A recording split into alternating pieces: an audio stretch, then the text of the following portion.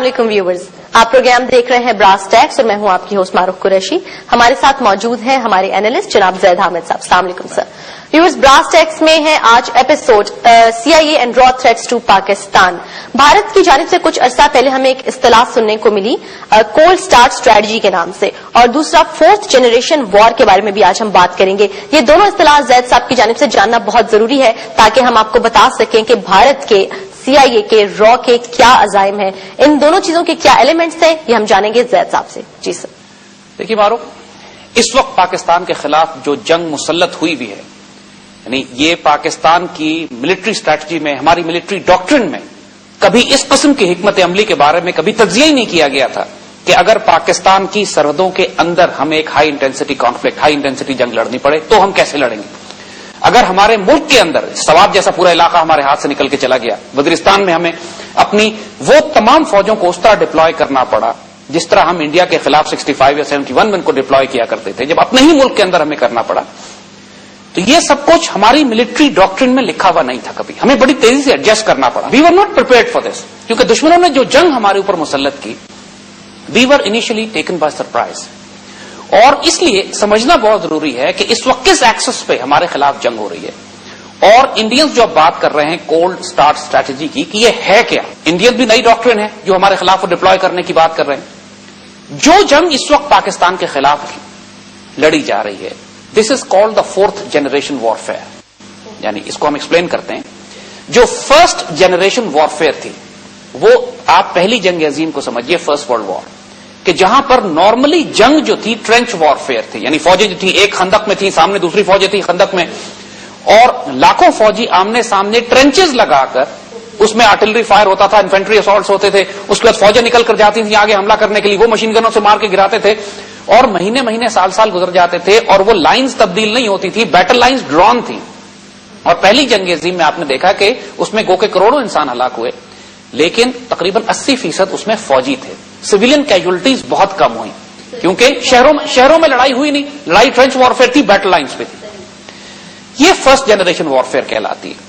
Second generation warfare دوسری جنگ عظیم، جہاں پہ آپ نے یہ دیکھا کہ اس وقت ایئر کرافٹ آ چکے تھے، آرمر ٹینکس آ چکے تھے، ایئر کرافٹ کیریئر گروپس آ چکے تھے، اور یہ بہت ہی موبائل وارفیئر تھی.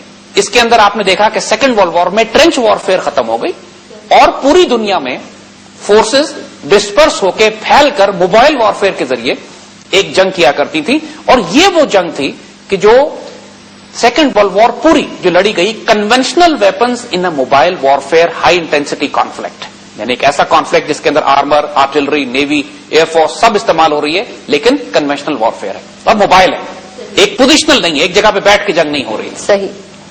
This was the second generation warfare.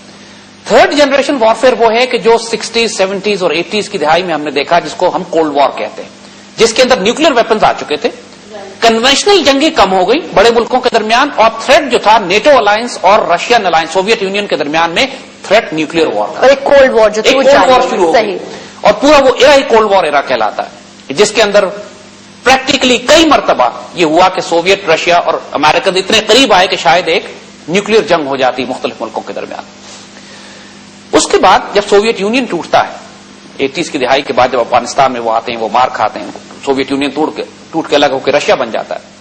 اس کے بعد جو 21ویں صدی میں یا 20ویں صدی کے آخر میں جو انہوں نے نئی اسٹریٹجی ڈیولپ کی، کیونکہ جب سوویت یونین کا خطرہ ختم ہو گیا تو وہ کولڈ وار کا ایرا ختم ہو گیا.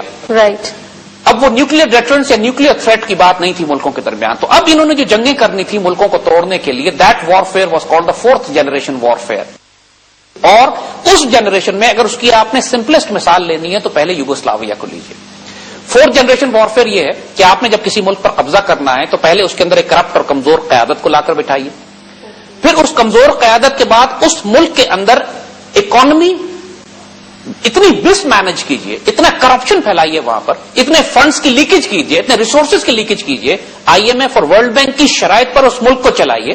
اور پھر جب ٹوٹل انارکی، رائٹس، فساد شروع ہو جائے گا اس ملک میں، لوگوں کو کھانے کو نہیں ملے گا، بجلی نہیں ملے گی، گیس نہیں ملے گا، پانی کی تکلیف ہوگی، تو پھر اس صورتحال میں جب فرسٹریشن بڑھے گی صوبوں کے درمیان میں، تو اس وقت آپ صوبوں کی مدد کیجیے، مسلح طور پہ بغاوتیں برپا کیجیے، سربینز کی مدد کیجیے، کرویشینز کی مدد کیجیے، بوسنینز کی مدد کیجیے، مونٹینیگرو اور سلووینیا اور کوسوو والوں کی مدد کیجیے، اور چاروں طرف سے ہر ایلیمنٹ کو آپ سپورٹ دیجیے تاکہ ایک شوریز سول وار جب برپا ہو جاتی ہے اس کے بعد آپ اس ملک میں داخل ہو کر اس کے حصے بکھرے کر دیں. یعنی پہلے انٹرنلی اس کو ویک کریں, نرم کیا جائے, اس کے بعد اس کو. اور اس میں یہ جو جنگ کا طریقہ ہے کہ جو بنیادی طور پر شہروں میں لڑی جاتی ہے, یہ وہ جنگ ہے جو آپ نے پورے یوگوسلاویا کو دیکھا کہ سرائیوو کو دیکھیے جو اور سربرانیکا اور جتنے بھی کروشیا کے شہروں کو, زاگریب کو, جتنے شہر آپ اٹھا کے دیکھ لیجیے, بلگراد کو, لڑائی شہروں میں ہوئی, سویلین آبادی مری.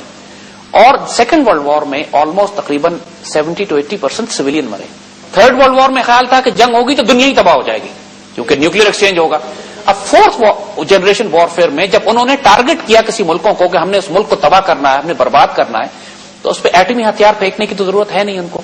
اور اس سے پہلے کہ جب یہ فوجیں لے کے اندر داخل ہوں, اس سے پہلے اس ملک کی معیشت کو, اس کی اکانومی کو, اس کے انفراسٹرکچر کو, اس کے بجلی پانی گیس کے نظام کو اتنا تباہ کر دو کہ لوگ رزسٹ کرنے کے قابل ہی نہ رہیں.